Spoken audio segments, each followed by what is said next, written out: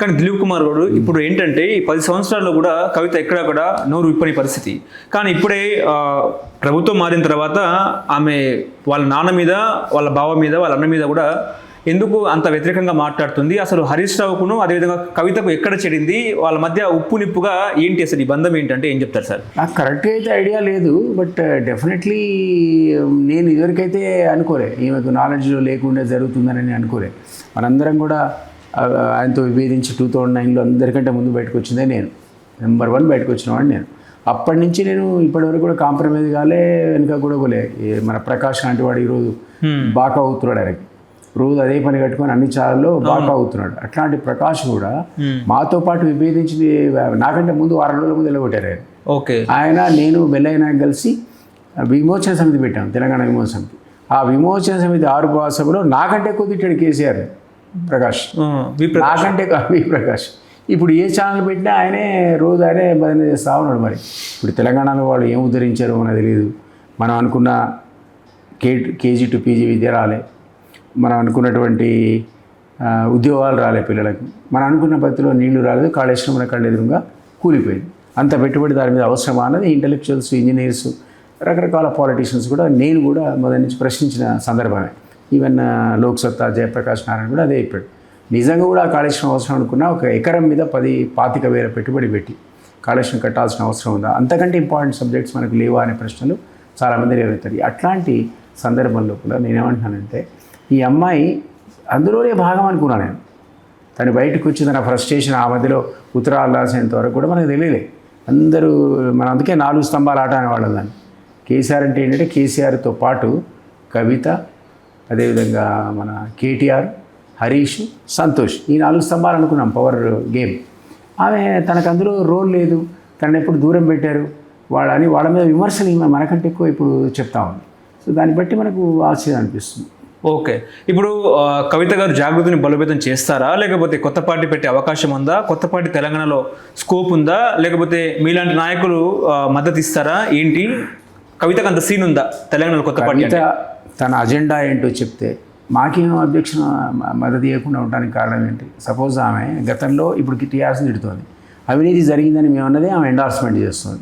ఒక రకంగా ఆమె మాకు పవర్ఫుల్ ఎలిబీ లాగా ఉంది. ఇప్పుడు అది అవినీతి జరిగిందని అవే మేము మొత్తుకుంటున్నాం. ఇప్పుడు ఎస్టాబ్లిష్ చేయడానికి ఆమె సహకరించింది అనుకుంటున్నాను. రేపు సిబిఐ ఎంక్వైరీకి సహకరించవచ్చు కదా. ఆమె తనకున్న ఆధారాలు అందరూ ప్రొడ్యూస్ చేయొచ్చు. చేస్తే డెఫినెట్లీ ఆమె అందులో ఉన్న మరికేమైనా ఉంటే కూడా కడుక్కొని బయటకు వచ్చినట్టు లెక్క. ఆమె ఇప్పుడు పొలిటికల్ వ్యాక్యూమ్ ఉంది మీరు అన్నట్టుగా. బీజేపీ లేవాలి, ఎందుకంటే కాంగ్రెస్ ఫెయిల్ అయింది 15 నెలల్లో. అంతకుముందు 10 ఏళ్ళు పడితే టీఆర్ఎస్కి, ఈరోజు 15 నెలల్లో కొలాప్స్ అయింది కాంగ్రెస్, ఎందుకంటే డబ్బులు లేక. నువ్వు నేనాల్సిన అవసరం లేదు, సీఎంఏ చెప్పుకుంటున్నాడు నన్ను చెప్పులు దొంగలా చూస్తున్నాడు ఢిల్లీ పోతే అంటే. ఆయన అసలు ఎప్పుడు పట్టించుకున్న వాళ్ళు లేడు, పీఎం అపాయింట్మెంట్ ఇవ్వట్లేదు, ఇద్దామంటే ఏ స్కీమ్కి డబ్బులు లేవు. ఈ పరిస్థితిలో వీళ్ళు కొలాప్స్ అయిపోయారు. వీళ్ళు లేచే పరిస్థితి లేదు. ఎవరు లేవాలి మరి? సచిన బీఆర్ఎస్ లేస్తుందేమో అనుకున్నాం మనం, అనుమానం. ఎందుకంటే పబ్లిక్లో టాక్ ఏమొచ్చిందంటే ఏమో వీడికంటే వాడేనేమన్నారు. వీడు వాడలేదు, నావాడు కాదు, కామన్ మ్యాన్ అంటాడు ఆ మాట. సో ఆ మాట వచ్చిన తర్వాత మనం అనుకున్న అబ్బా ఇది 0 వచ్చినా సరే పార్లమెంట్లో ఇప్పుడు లోకల్ బాడీ వచ్చారు కూడా బీఆర్ఎస్ లేచేటట్టు కనపడుతుందని ఒక వాతావరణం కనపడదు. కానీ కవిత బయటకు వచ్చేసిన స్టేట్మెంట్తో వాళ్ళ మీద నీళ్లు పోసినట్టు అయింది. సో ఎక్కడుంది మరి? వ్యాక్యూమ్ ఉంది.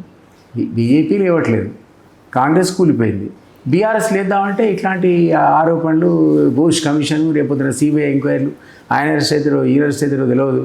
ఈ సందర్భం లోపల ఒక పొలిటికల్ వ్యాక్యూమ్ డెఫినెట్గా ఉంది. అందులో తీర్మానం వలన పార్టీ వస్తుందా, కవిత పెట్టే పార్టీ వస్తుందా, మాలాంటి వాళ్ళు పెట్టిన పార్టీ వస్తుందా, గాడ్ నోస్. ప్రజలు ఆదరిస్తే ఏదైనా జరగచ్చు కదా. సో ఆ వ్యాక్యూమ్ లోపల ఈరోజు నా ఉద్దేశం లేదా ఆమె నా అజెండా ఇది, రేపు రాబోయేదిలో నేను ఏది అజెండా మన నాన్న కనుక ఎస్సీనే నేను ముఖ్యమంత్రిని చేస్తానంటే ఈమె కనుక బీసీలకే అధికారం ఇస్తా, బీసీలకే పట్టం కడతా, మ్యాక్సిమం ఇస్తా అంటే బీసీ కాన్సెప్ట్ ఇట్లా లేచి ఉంది ఇక్కడ. దాన్ని అందుకోవడానికి మరి మళ్ళా లాంటి కూడా ఇంకోళ్ళు ఇంకా పార్టీ పెట్టాలి, మరి వాళ్ళు పెట్టలే. ఈ వ్యాక్యూమ్ లోపల తను రావడానికి కూడా స్కోప్ ఉందంటున్నాను నేను. స్కోప్ ఉంటే అప్పుడు అందరు యాక్సెప్ట్ చేస్తారు.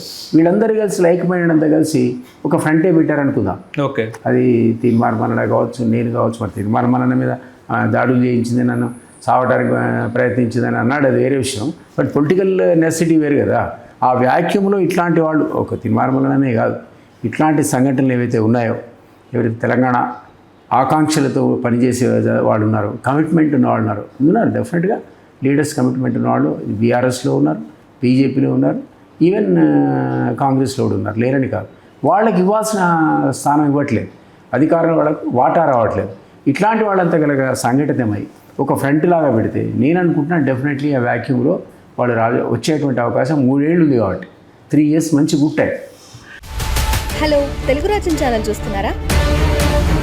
సామాజిక రాజకీయ జీవన చిత్రణే తెలుగు రాజ్యం. అతిశయోక్తులు అసత్యాలు ఉండవు. రాజకీయ కోణం కాదు, ప్రజా కోణమే కొలబద్ద.